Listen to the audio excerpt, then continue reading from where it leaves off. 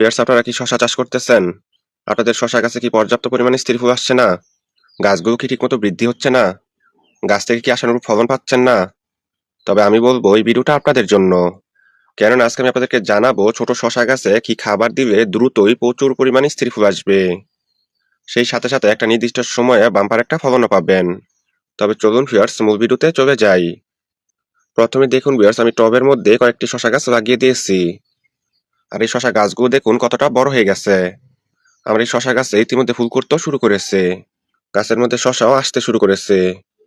গাছগুলো দেখতো এখন পর্যন্ত অনেকটা টাটকা এবং সতেজ দেখা যাচ্ছে। আজকে আমি এই শশা গাছে পরিচর্যা করব। এতে করে দ্রুতই প্রচুর পরিমাণ শশা আসতে শুরু করবে। এই পর্যায়ে আমি শশা গাছের চারদিকের যে মাটিটা আছে সেই মাটিটা আলগা করে নিব। দেখুন ভিউয়ার্স, আমি কিভাবে চারদিকের মাটিটা আলগা করে নিচ্ছি। আপনারা ঠিক এইভাবে আলগা করে নিবেন। এতে করে শশা গাছের গোড়ার শিকড়গুলো চারদিকে ছড়িয়ে যাবে। আর গাছগুলো দ্রুত বড় হবে। মাটি আলগা করে দেওয়ার সময় অবশ্যই খেয়াল রাখবেন গোড়ার শিকড়গুলো যেন কাটা না পড়ে। গাছের গোড়ার শিকড় কাটা পড়লে গাছগুলো নেতিয়ে যাবে।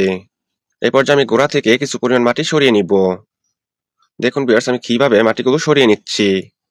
আপনারা ঠিক এইভাবে সার দেওয়ার সুবিধার্থে মাটিগুলো সরিয়ে নিবেন। এতে করে সারগুলো খুব দ্রুত কাজ করবে। আপনারা শশা গাছে জৈব সার অথবা রাসায়নিক সার দিয়ে পরিচর্যা করতে পারেন। আমি জৈব সার এবং রাসায়নিক সার উভয় সার দিয়েই আপনাদেরকে পরিচর্যা করে দেখাবো। এই পর্যায়ে আমি দিয়ে দিচ্ছি কিছু পরিমাণ ডিএপি সার। দেখুন ভিউয়ার্স, আমি কিভাবে ডিএপি সারটা দিয়ে দিচ্ছি। আপনারা ঠিক এইভাবে ডিএপি সারটা দিয়ে দিবেন।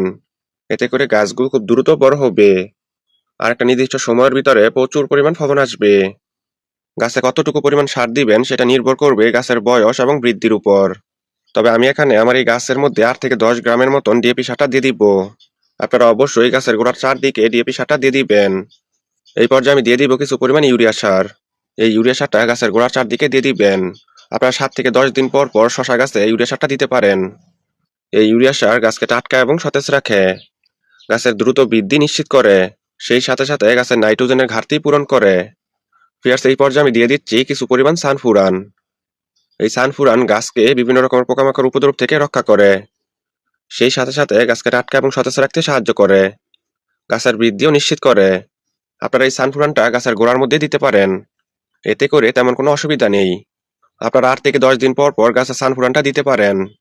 ভিউয়ার্স, এই পর্যায়ে আমি দিয়ে দিচ্ছি কিছু পরিমাণ পটাশ সার। এই পটাশ সার গাছের দ্রুত প্রচুর পরিমাণে স্থির ফুল ধরাতে সাহায্য করে। সেই সাথে সাথে গাছের ফুল ঝরে যাওয়া অনেকটা রোধ করে। গাছ থেকে একটা ভালো ফলন পেতেও সাহায্য করে। এই পটাশ সারটা আপনারা গাছের গোড়ার চারদিকে দিয়ে দিবেন।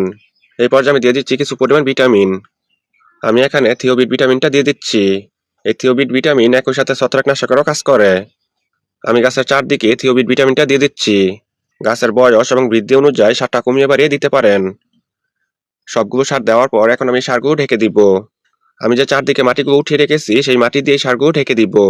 দেখুন ভিউয়ার্স, আমি কিভাবে সারগুলো ঢেকে দিচ্ছি। আপনারাও ঠিক এইভাবে সারগুলো ঢেকে দিবেন। এতে করে গাছে দ্রুত প্রচুর পরিমাণে স্থির ফুল আসবে।